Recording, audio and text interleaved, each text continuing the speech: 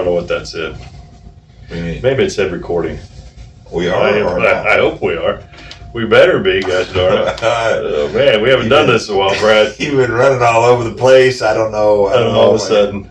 We're not wasting our time here, you know. I don't want to have quality conversation if it doesn't count, you know. Well, we'll get it video. Then maybe the audio will be quality enough. My gosh, we're back at it.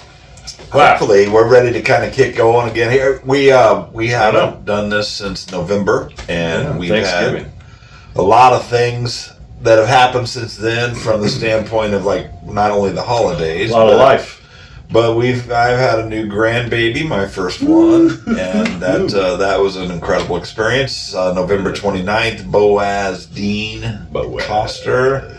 And then Tiffany and Jacob got married, Mr. and Mrs. Schultz, on New Year's Eve, and we had a big soiree out here. We had the ceremony out in the trees, even though it was freezing cold. It was a little bit cold. Yeah, I love that. Jacob's mom and dad, Kylie and Drew, they had so many neat ideas, like hand warmers and blankets, all the blankets were cool. And things like that. So it's a very unique experience. And then we went into the building and had some food and a reception with a wonky dance floor and it was just I think we found out the capacity probably of the building as far as people go. It was crowded. So it was Tables crowded. Were tight.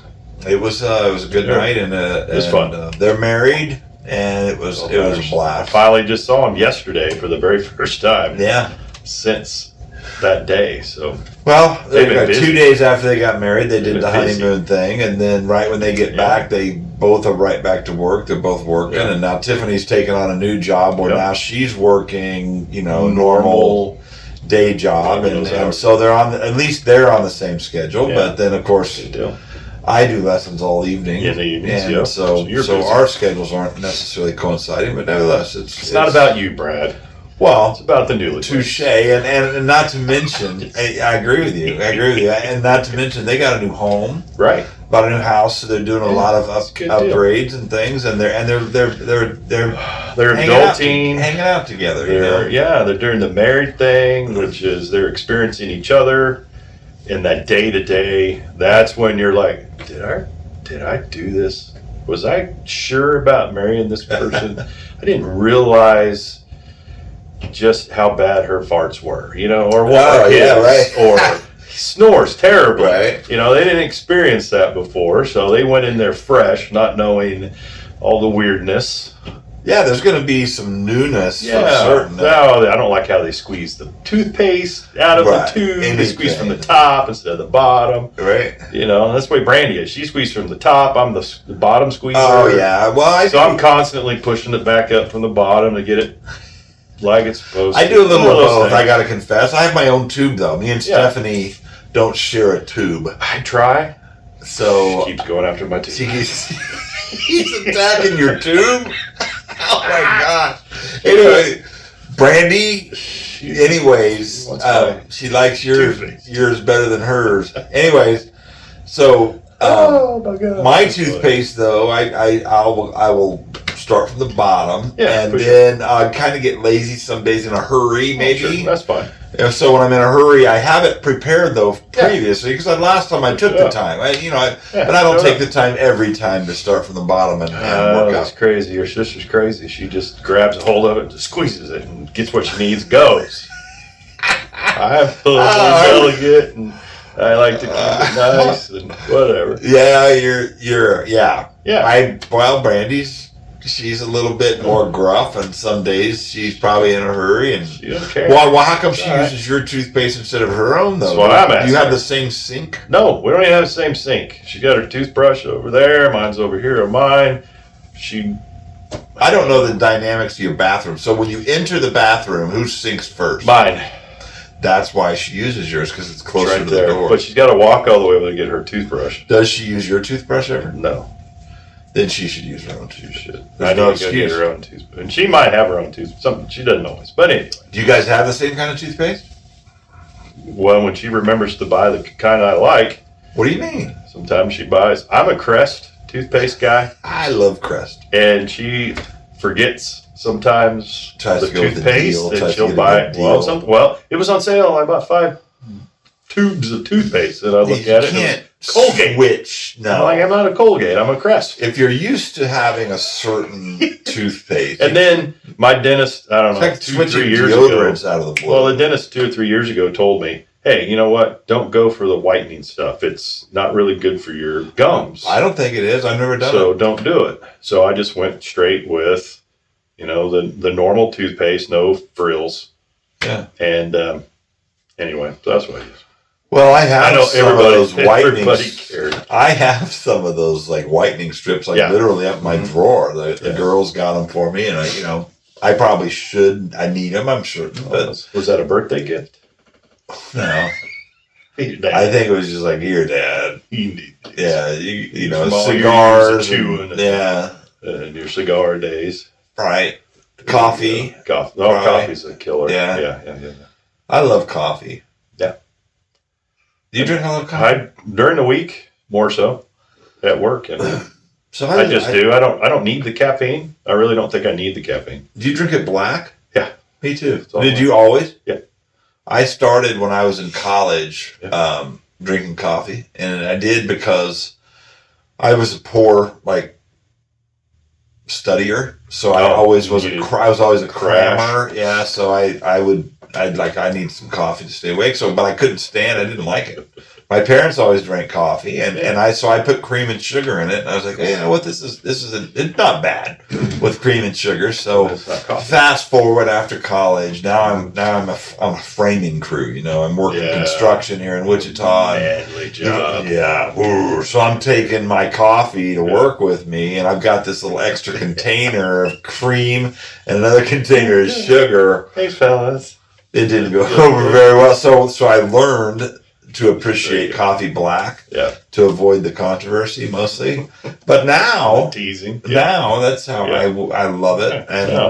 once If in a while, it's good coffee, it's easy. yeah, if it's bad coffee, of course not. But will you have a foo-foo coffee from time to time with a sugar and something in it? You don't like the lactose. Right? I don't do creamer and all that junk because lactose intolerant. Hurts my stomach. Don't care for it. I did go through a phase. I would have every once in a while like a French vanilla little cappuccino. Yeah, it kind of tastes good, but then my stomach gets involved. Right, And yeah. I'm like, can't do it. Not even worth it. Not worth it. As good as it is. It tastes. It's just a aftermath little foo-foo-y. Kind of like a hot chocolate every once in a while. It's kind of nice. So I was turned on to a frappuccino by Right. my daughter, and she has vanilla frappuccinos, Mhm. which is it's a tremendous flavor, but it's not even got coffee in it. Oh, So now I do like a double shot espresso added to the vanilla frappuccino, which I guess they call a coffee-based vanilla frappuccino. Anyways, it's very complicated, and probably I think by the end of it, it's like $14.50 for a drink or something.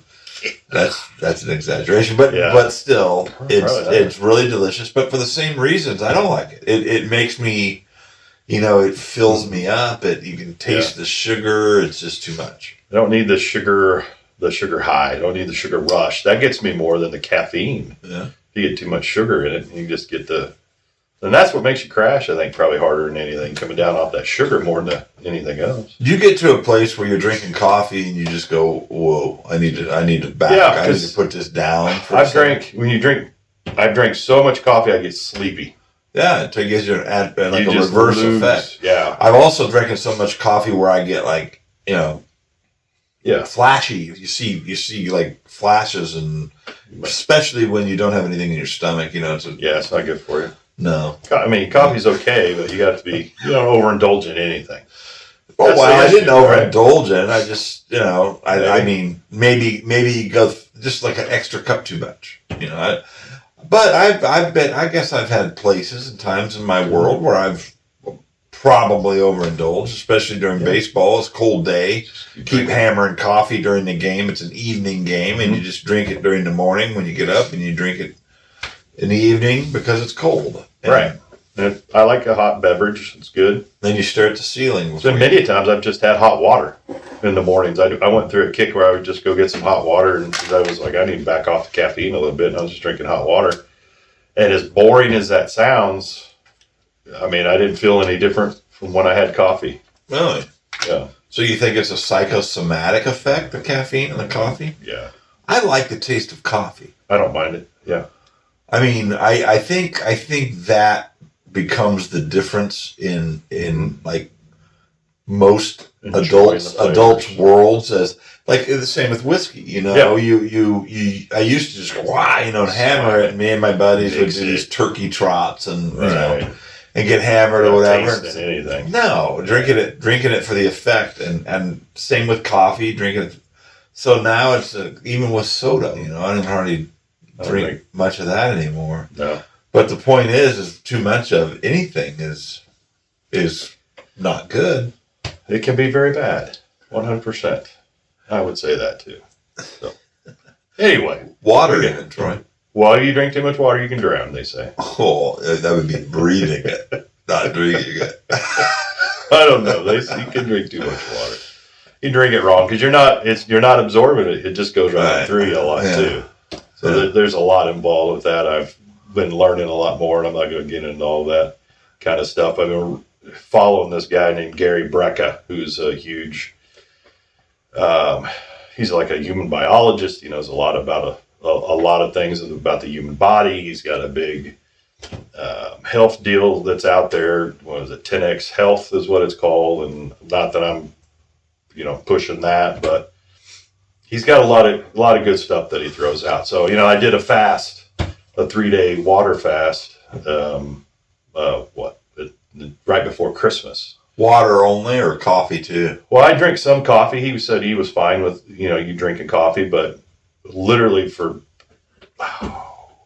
I say a 3-day water fast. It started on Tuesday and I didn't stop until like 3 p.m., almost 4 p.m. on Friday. Oh, so it was a little. So Tuesday we did a bone broth to ease people in, the people that had never fasted before, which I've fasted before. I've done 24-hour fasts, and I had been doing them 1 or 2, sometimes twice a week, to where I just water and a little bit of coffee for 24 hours. But he started a lot of people in because most people can't fast because depending on what you eat the night before, your blood sugars just freak out. So to help with that, we did a small little thing in the morning. We did some amino acids and essential amino acids and some stuff there, and bone broth for lunch, and then just water, and then bone broth in the evening at 6 o'clock on that Tuesday. And then from there on, it was nothing but water. And if you wanted coffee, you could have coffee. So I did that. I felt it took inflammation out of my shoulder. I was having problems. Really? I mean, it hurt for weeks before that. And by the time I got through day 2 of that fast, my shoulder didn't hurt anymore. It was gone. Isn't that crazy? It was bizarre. Well, so there you go. There's something that we're putting in our bodies on a regular basis. Food. But I was going to say, just like I fasted, at times in my life, just for different reasons or whatever. Reasons. But the point is, it's like it's funny how when I fasted, I could do without food because you set your mind to it from the start, and you're like, I'm gonna go this amount of time or whatever, and then when you even get to the end of it, you're still feeling pretty like I'm able to continue it, and a little bit. So, but then there's times where you're an hour late for your lunch, and you're like, I can't wait, I'm starving, So it's like, how is it different? Get this. So while I was fasting, it was during the week before Christmas, and I'm at work. So it was like 2 weeks before Christmas probably. And we're at work, and we had this office meeting. We had one of the guys that worked for the company that I worked for about 27 years, and he was retiring. So we had like a little retirement lunch for him. And everybody, they were ordering food, and they were ordering from the Artichoke. And I just emailed, hey, I'm doing a fast. No worries. I don't need any food. And then we get in there, and everybody's sitting around the big conference table, and they're like, Troy, where's your food? I don't see your name on any of these. And I was like, I didn't order anything. I'm doing a fast. I'm okay. Oh my gosh, you're doing a fast? That's ridiculous. Do you want some of this sandwich? Because I can't eat all this sandwich. And I'm like, I'm doing a fast. And I'm just drinking this. I got a big thing of water, and I'm just sipping on my water. Well, you sure you don't want some of this sandwich? Because I don't need to eat it all. I'm like, I am doing a fast. And in this fast, I am just having water. And I'm fine. You eat. Yeah. It's okay, folks. Yeah. And they just couldn't get it. They just couldn't get it through their head. Well, I think it's funny. I think honestly, probably like anything in a, I don't know how to say it, but like in a say a Christian lifestyle, a thought or a walk that you have within that, other than before you knew that, and it's just to me it's just so much. It's interesting how all of a sudden when you get into to different purposes for things that you do, and you're trying to. I mean, the goal is to better yourself for the sake of bettering other people. I mean, I think we were talking about it earlier. The whole purpose of our existence are the first two most important commandments, which is love the Lord your God with all your heart, all your soul, all your mind, and all your strength, and love your neighbor as yourself. And those are the two greatest commandments. And we started talking about all the things that fall underneath the umbrella of love. You know, if you have love, then you have trust. If you have all the things that honesty to genuine authenticity to openness to kindness, all the fruits of the Spirit and all the beatitudes. They're all because of love, and if you truly love something, God included, then, you make decisions and you do these things because of that, right? Yeah, so, exactly. Anyways, it was just kind of such a broad umbrella, and then we started talking about everything that fell underneath it, and it's pretty crazy. Well, that's what we were saying. Basically, God is love. God is truth. So therefore, for us to be more like God, we need to, second commandment, love each other and our neighbors as ourselves. And that's some of the hardest things to do. And it's not easy. We're never perfectly going to be God, like God. We're going to be our best reflection of God that we can be. And each individual is going to be different. And we do things differently. We may love in certain ways stronger than somebody else, or we may be more empathetic to somebody than somebody else is. Our strengths are gifts. Therefore, changes individually. All of our gifts are different, but ultimately our gifts are to show love in some way. Therefore, worship either God and strengthen that for other people, I believe, is what our gifts mainly are for. And they're not for us, and they're not of us. No. And you know what was funny about what you just said? And there was one word that has never, ever hit me as hard as this word just hit me. Mm-hmm. And it was commandment. Yeah. And I was thinking of commandment, that... What it meant. Right. It's not an option. It's a command. If you're in the military and you get a commandment, you better do it. Right. Or there are consequences. Or else. And that's what we forget about. So what that leads me to believe then is loving God how we're supposed to love him and loving our neighbor as ourselves being the first and second is not a feeling, it's a choice. It's a responsibility that God has laid on us to love is a choice. It's not necessarily based on wanting a reciprocating. If you feel like it, do it. It's a commandment. Right. It's do it or else, right? Yeah, because that's what we forget. We're ultimately going to be judged on what we do. Well, I think also love is always, in humanistic perspective, been conditional. It's always like I'm going to love you because you also love me. Well, God loves us, obviously, and He loved us first, and He's going to love us probably more than we'll ever love Him. But if you think about the commandment of love, we've always perceived it as, I know I have, as like, okay, I love this person because, they're kind, they're beautiful, they do all these things, we have this connection, what have you. But I never really thought of it as like an obligation or a choice. I could choose to do that. And if you're commanded to do it, it must mean that you have a choice. That's why that word just jumped out at me. Yeah, or you wouldn't have to be told that you have to do it. Right. And it's difficult. I mean, to drive down the road, as Dave likes to say, is you driving down Kellogg and that person in front of you either just came in and cut you off. It's awful hard to go, I love you. That's not the 4-letter word. It's one to come out your mouth. No. That's I'm guilty. And that's, we all are. There's hardly anybody that's ever driven a vehicle, probably. It'd be very difficult for me to imagine somebody just driving. Well, I would say this, based on the analogy you just laid out, is the difference is this. God, who hopefully you know intimately. Yes. Your neighbor, who hopefully you know intimately, versus some stranger on the highway who you've never met and don't know intimately. Yeah. However, mankind was all made, we're all made in the image of God. So it's supposed to be our neighbors. Is that considered, what's neighbor then?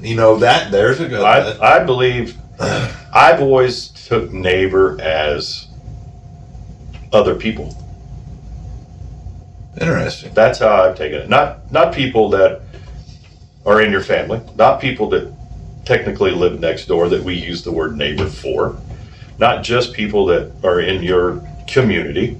Our neighbors, we're constantly supposed to be the light. We're constantly supposed to be making disciples, and we're constantly supposed to be doing that. We usually make disciples. One, we start with the people we know, but if you're truly outreaching, you're truly trying to spread the word of God, it's the people you don't know, it's the strangers, it's the Samaritans, it's all these people that are outcasts. Well, that's the story that Dave told this morning about the Samaritan woman, which is pretty incredible if you think about that, the time, when all that happened, where, the Messiah was meant for just the Jews, according to Jewish. Right. They were very selfish. Yes, we won't go any further with that. It sounds like. And, so when he came into contact with the Samaritan woman at the well who had 5 husbands and had all these things. And he was a Jew. Jesus was a Jew. Yes, of course. And she was Jewish in a way. I mean, they were, Well, they excommunicated, but they had Jewish faith because they still tried to travel to temple and worship, but it made it very difficult from where I think they lived, and they weren't allowed to go to the temple because they were Samaritans. Right. But they also wanted to worship the same God that the Jews did. Sure. So for a Jew who thought as most Jews thought Samaritans were scum, here's this Jew man, just needs a drink of water. Give me something. Yeah. Can I have this? Why are you talking to me? Right. So with that, we talked about like the crossover, from Jew to Gentile, and how all of a sudden Jesus' ministry started affecting more so than just the chosen people, and it became a message for everyone. That's why that's where I'm in my mindset. That's neighbor. Because that's the message is is for everybody. It's for us to reach out, whether it's neighbor in proximity, whether it's neighbor in borders of nations. Neighbor's a huge word, right? It could be the neighbor of your country. Your country neighbors. Absolutely. It could be the neighbor on your street. It could be... anybody could be your neighbor, but to me, I've always thought of neighbor as someone who's in your immediate, association group, maybe.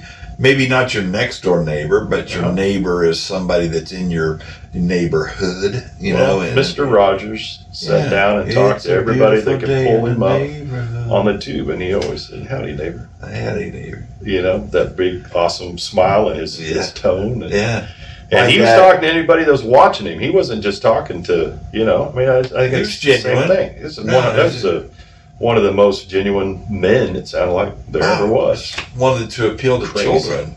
Yeah. In a good way. Hope, you know, is the way I read it. I mean, I never... No. I always felt like the programs we watched as kids were wholesome. Yeah. I never felt offended. I never felt like swayed a certain direction. They were teaching something. Like Leave It to Beaver or the Andy Griffith Show or the Gilligan's Island or, you know, these shows we watched as kids, the Brady Bunch. Now even with a broken family reunited, it came off wholesome. Yeah, you know? Step brothers, step sisters coming together. Treating each other the same. And it was a neat story every episode. And Alice. Yeah, I mean, it got a little crazy when I went to Hawaii with the stupid little...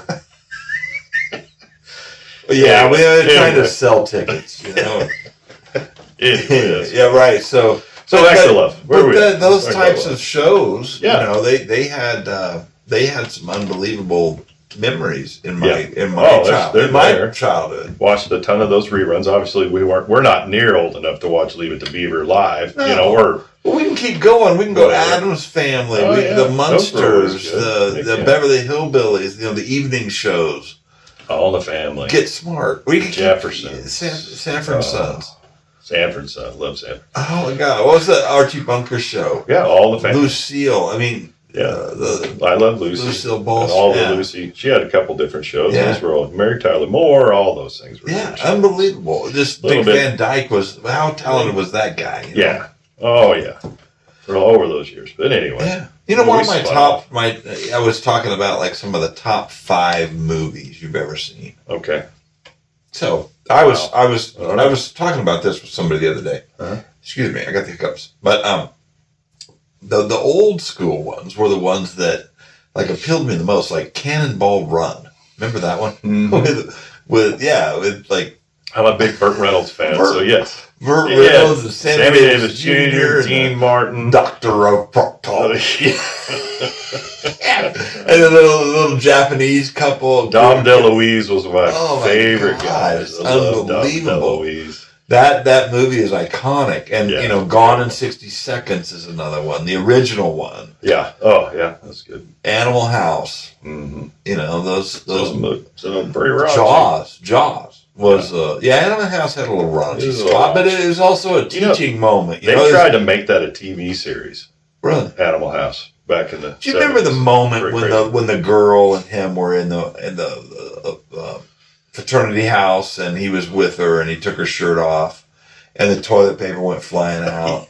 And the devil popped up on his shoulder, and I don't remember the exact words, something to the point like, do this, do that, you know she wants it. And then the angel pops up on his other shoulder and is like, don't you dare, don't you do it. So I use this example all the time in my teaching world, and I call it the conscious versus the subconscious. The subconscious is the one that's going, when you're going to the outside pitch, if you'll just come way across your body, it's a lot easier to get it there.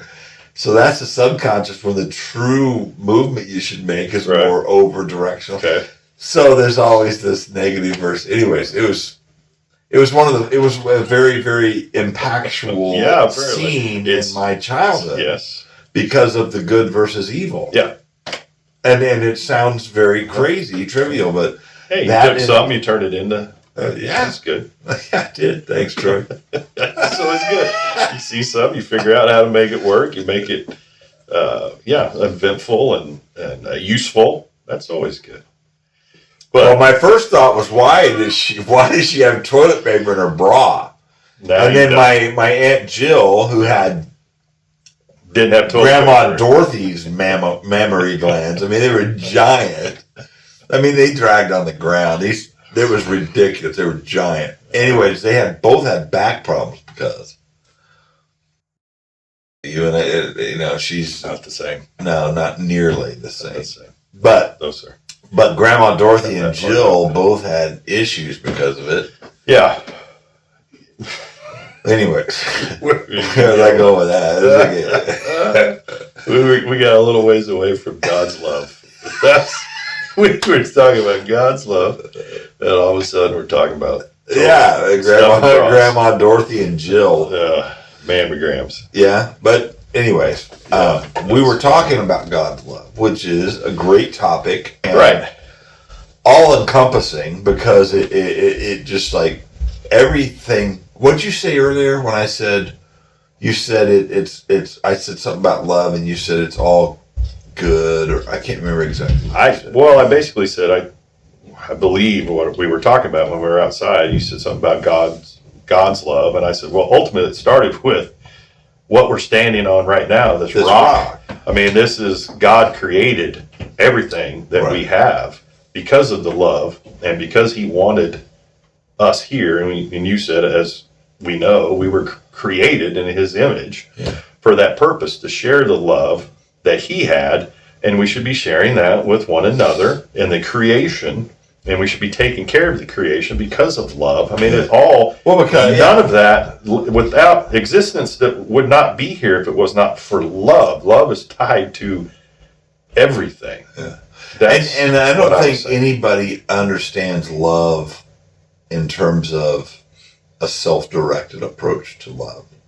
You know, it's not a narcissistic, I love myself, so I'm going to give my... Yeah. We're talking about love in terms of loving something so intimately, so deeply, that you're willing to sacrifice what you have. You felt back in December for the first time you held your grandson. Yes. That was different than when you held your daughters. Yes. It's a different love. Because you knew it already, and now you're getting to experience it again. Right, you got to experience something that the creation that you created has created. Yeah. I mean, to get stupid deep, and you just start thinking about your children that you created and that you have spent all your life loving, and gotten to a point, and they did the same, and then now they have a child, and you're just like, what about your great-grandchild? Do you think that has another connotation? I don't know. I'm not there yet. Well, because the reason I asked is because you as you said that, I started thinking about God in terms of His creation. He created all this, right? So now he's seeing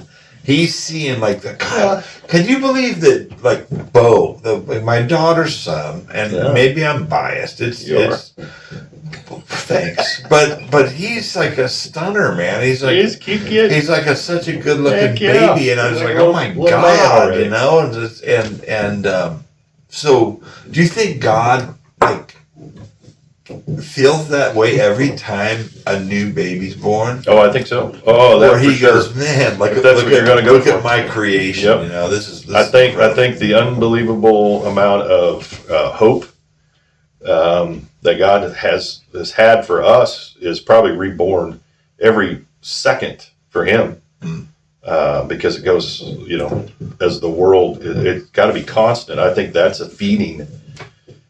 If you really thought about it, just the constant love that He is. So when it's just birth after birth, and He knew us before we were born, and that, I mean, man, it's not something I've really thought about, but if you just stop and think about just constant birth and the constant renewal that Dave talked about, it's got to be amazing, because people are also dying at the same time. Right. So but he inevitably created it all. You know, so all the genetics, everything that goes into these, he's getting this new creation all the time. So he's constantly getting to rejuvenate his life. Look at that. Well, if you just think of the capability that we have to love, and it's in comparison to God. I mean, there is no comparison, right? So the love that you felt when you grabbed Bo for the first time, and you looked at Tyler and you went, "Oh man!" Yeah, and you, right. I mean, because you felt something. I know you did, because I did. Of course. So you had to. And to think about God, who created beings, and you just like, and he just keeps on. Well, for that baby to grow from nothing to that, in 9 months, for that to happen And that beautiful creation to come from 9 months. Yeah. From nothing, from 2 cells to all of a sudden this freaking human being. Yeah. And I was like, there is no way that is void of God. There's no way that's an accidental thing that happened. It's too organized. From this random giant, explosion, all this is supposed to, there's no way to explain what I just experienced without associating it with God. And I don't see how anybody can. And I'm sorry if people don't have the same belief I have, but I still don't get it. Yeah. I mean, I feel for you. And I think that's why we do this too, is just to make sure that there's people out there that don't. I mean, again, I think at the moment, obviously, people that are watching this, I think already have the same belief we do, or most of the belief that we do, or a slight idea of what we believe, at least. We're not really reaching out to the masses yet that haven't heard this message. If that would happen, fabulous. But at the same time, we're going to have these conversations. But just the thought of it, to me, as we've been talking in this last hour before we even started this, because we had some communication, obviously, to go, we haven't talked to each other that much lately. So what are we going to talk about? And then trying to figure out how to set all this stuff back up. We had some good communication about love and what God is there for. And I had a conversation actually this week at my men's group on Wednesday. We were, as we talked today, Dave in the sermon's going through the book of John. Last week he started our sermon series in the book of John, and I just happened to be reading on my own. I started finally reading the Bible on a daily basis, which I don't know. Finally woke up, finally started doing it. Been reading the book of John in the last couple of weeks, and just actually finished Friday with the book. And as I'm reading basically the chapter right as, they're having the last meal, the Last Supper, Jesus sitting there with all his disciples and around the table, and he's saying that one of you, you're going to give me up. You're going to turn me over to these people. And all of the disciples are like, who is it? Who in the world could this possibly be? And he also, during this same time, gets them all up or seated. He gets up, takes his, basically his cloak or whatever it is off, puts a towel around himself, and sits down and washes all 12 of their feet. Already knowing what's going to happen, he washes all 12 of their feet. He sits there. They break bread. They do all this. He hands each one, here's this. And the disciple that he loved the most, and who's it going to be? Who is the disciple? And he goes, the person that I hand this bread to. And he feeds the disciple that's getting ready to betray him. Dude. So constantly, he never showed anything different physically to a person that he knew was going to cause his death, if you will. So the love that my point goes back to love. How would you react to somebody sitting across from them, knowing that they just gave you up for something? Well, maybe if you think about it like this again, my brain's always you're turning as you're talking, and I'm thinking, somebody had to do it. Well, no, it had to be done. Because Jesus had to die. Had to be done. He had to die. He had to go to the cross, and he had to die. Because that's the only salvation we have. Yes. That's the only hope we have. Yes, it was predetermined. So somebody had to do it. Yeah. And so, unfortunately, it was Judas. But maybe... It could have been any of them. Maybe Judas had bigger balls than the rest of them. He was very self-centered. Yeah. He was a thief. Well, he was always handling the money. He was taking money that wasn't even though Matthew was the tax, the analytical guy. He was the tax collector guy, but Judas had his his gifts of money, but he wanted that But person. maybe God tempted Judas like that because he knew that's one of his that would make him do that what was he his did, crutch. which had to happen. Yeah. It had to happen. So But it's all it's part just, of the plan. Oh, 100%, absolutely. But knowing, because there was part, that was that evening that Jesus prayed, take this cup from me. If it's your will, please take it. Right. Because this is a lot. I mean, he was still even thinking. Oh, he cried tears of blood. Wow, right? So, but he didn't have any hate for Judas. No. That's my whole point. He knew ultimately the pain he was getting ready to suffer. Well, I'm not saying what Judas did was good. No, but I'm just talking about the love that Jesus still showed him. Mm. And so that's what I'm saying. Think about knowing somebody is getting ready to do you dirty. Yeah. You already know they're doing it. They don't know you know the side story. My point Can you do that? Could you do that? No. Yeah, I probably couldn't. But my point is maybe he looked at it from a different perspective. Maybe he looked at it from a God perspective, which was like this. Yes.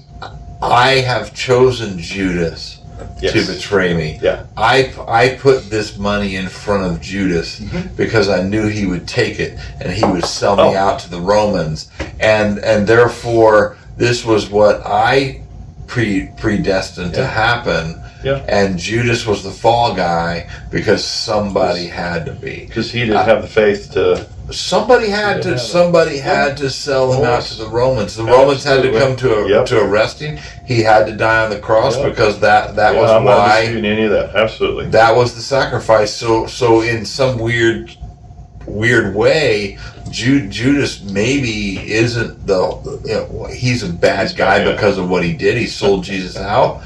But he had to. Somebody had to. But he came to the realization pretty quick. He knew that what he did. So he could. He might have, in his earthly way, thought they're not going to really kill him. Yeah. And he's Jesus. I've seen him bring Lazarus back. I've seen him turn water into wine, or I've seen him heal the blind and the lame and the whatever. So probably what's going to happen? I'll do this, and he's gonna tell him no, and he'll walk out. Right. And maybe he was, in his own mind processing. He's not going to die. Right. He can't die. Well, see, so therein lies my point: is Judas did what he did because certain things had to happen. Yeah. And Judas has always been portrayed as this like heinous human being. Yeah, which I don't think he was. Well, obviously he was one of the apostles. He was like us, yes. right? Yeah. And he had his selfishness, right, and his greed, and his idol was money, right, 100%. But and we know a lot of those guys. We know a lot of those guys. Jesus had to die on the cross for you and for me. So and for he our used salvation. somebody had his flaws. Somebody had to sell him out. Yeah, and he did it, and he. Like I said, he felt Judas bad commit afterwards. suicide after? Yeah, he did. I think he hung himself. Right? Yeah. And it sounded pretty grotesque. And then they took that silver that he gave back to the Jews, and then they bought the land there to basically have an area for people like that didn't have places to be laid. But anyway, it's just this crazy story. And I've never thought of it until like about 2 weeks ago. Just the amount of love that Jesus had for him in that time. That's what just blew me away to go, oh, you know what? I didn't really think about that. Right. To that detail. When you have somebody that that is lying to your face, and I've had a ton of people sitting across from me lying to my face, and I'm just sitting there going, you dirty liar. Could you imagine, though? Could you imagine having a group that followed you around, like Jesus did? Yeah. With the apostles, and there was others. It wasn't just the apostles. No, it was the 12 and plus. So now the Romans arrest him, and they torture him, right. and they put a crown of thorns on his head to essentially belittle him, and they have him carry his cross out to be hung, for the sake of belittling him, and then he hangs on the cross, and he's suffering, and all the people who have walked with him, who have been with him, who have watched his miracles, like you said, they didn't do anything to help him out. Most of them did. They ran away. Peter said, Peter was the most, arrogant one. I'll die with you. Oh, yeah. And he said, you're going to deny me 3 times before the rooster crows. And sure enough, he did. Yeah. He disassociated because he didn't want to truly suffer the same fate. And to me, we've talked about this before, that therein lies the most compelling truth for the belief that Jesus is who he said he was. Because all these guys that fled to disassociate with Jesus when he was taken, and now all of a sudden, 3 days later, he's resurrected. Yeah. He reappears to all the apostles, and then all of them are willing to die now, professing that Jesus was who he said he was. But yet, when he died on the cross, they wouldn't even jump up there and try to hold him up a little bit. They ran away. So what happened to those guys? And it's got to be that they came to believe that Jesus was who he said he was, based on his resurrection and his reappearance to them. And because and when he reappeared to them, it changed them forever. They truly said, This is real. They finally got it. They quit questioning it, because if you read through the Gospels, at the beginning of all the Gospels, all the way up to the resurrection, it's like every time Jesus did something, they were like, "Holy crud! Did you just see what he did? Right. That's amazing. Right, amazing. Wow, he must be." This person. But I mean, it was misconstrued as wizardry or miraculous. They just, it's like, okay, he's just done 3 other things, and now you're still questioning. They, like when he fell asleep in the boat, as he just did some amazing things, and they freak out, and he's just like, you guys are freaking fools, non-believers, and he just calmed it. Yeah. So, I mean, it's just amazing. And, the other side of that is we also have to remember, and I didn't know this until recently, most of the disciples were just young kids. They're not 30-year-olds walking around. No. They're not of the same age. They are 12 to 20. Jesus guys died when he was 35, right? Yeah, 33, something like that, 33, 34. But these disciples were young, teenage mostly, except for Peter, maybe John or one of the other ones. But most of them were not of marrying age. Mm-hmm. Obviously, Peter was, because he was married. Well, Andrew was as well, Peter's brother. Peter's brother was, younger than Peter. Left. But most of them were just younger, because that's when you normally follow the rabbis. You follow a teacher. And I always just imagined them, probably because I was a kid, just automatically imagined them as older guys walking around, following this person. Which I think a lot of times you see them as older guys because of drawings and pictures. Well, and it could be also post-Christ, which I don't know how many of them lived to be old men. Well, they lived to be, John. And he's the only one that didn't suffer. Get sacrificed. He didn't get sacrificed. Yes. He lived to be and died on an island by himself, basically. He was exiled, right? Yeah, exiled and lived to be an older. I don't know how old, but most of them lived for several years and did whatever they did. But John lived to be a little bit older, and it's just just lots of things. I was mentioning earlier. It's just, as I reread stuff or I hear things again, my mind is just seeing it differently now. Yeah, I'm getting a little more depth into the stories that probably affected me more, or I can relate them to myself more. Well, I think that could be called awesome discernment or wisdom or what have you. And I wish it was wisdom. Well, it is. I hope it is. Yeah. It is. Have you prayed for wisdom? That's what my point is. If you have a prayer, it'd be for wisdom. Absolutely. So not patience. Yeah, but if you look at the Bible, God says if you pray for wisdom.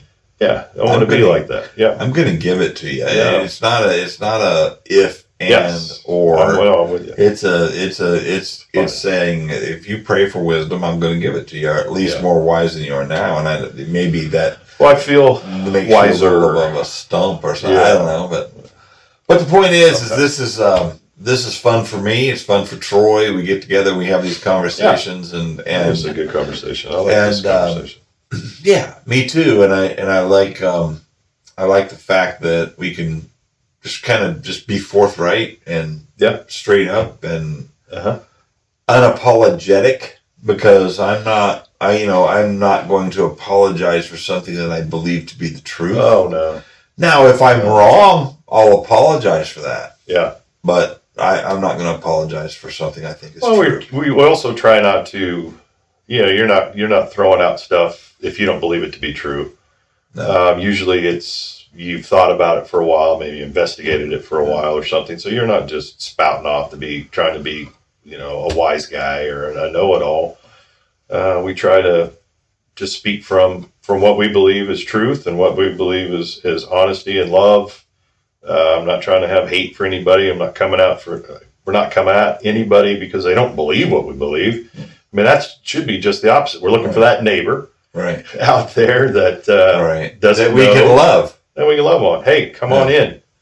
We want you to be close. In a non-cultic way. You're just trying to disciple, trying to make disciples. It's not weird. Not a cultic way. Absolutely. No, we're not looking. We don't have any Kool-Aid. Kool-Aid. There you go. All right. Anyway. You good? Yeah. Let's ring the bell. That was fun. Bell time. Hey, thanks a lot. Love you, brother. Life and Grace podcast. Watch it. Share it. Later. Bye. Live it.